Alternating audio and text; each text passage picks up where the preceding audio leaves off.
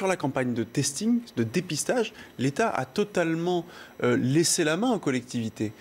Ce sont bien souvent les villes, ce sont les régions, ce sont les pharmacies. Regardez ce qui se passe. Aujourd'hui, les Français ne se font pas tester dans les laboratoires ou à l'hôpital. Ils se font tester dans leur pharmacie de quartier, ils se font tester dans les barnums qui ont été installés soit dans une salle des fêtes municipale, soit devant une gare, soit dans un centre commercial.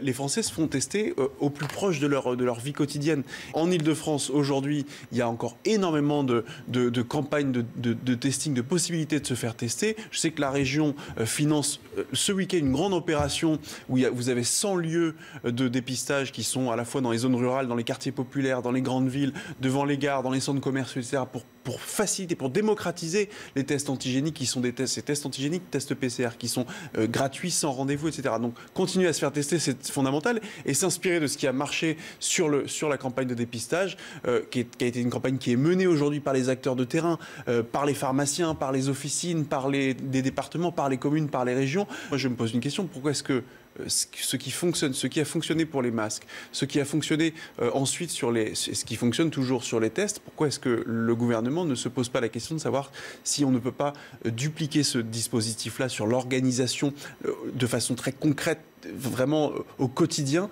sur la campagne vaccinale?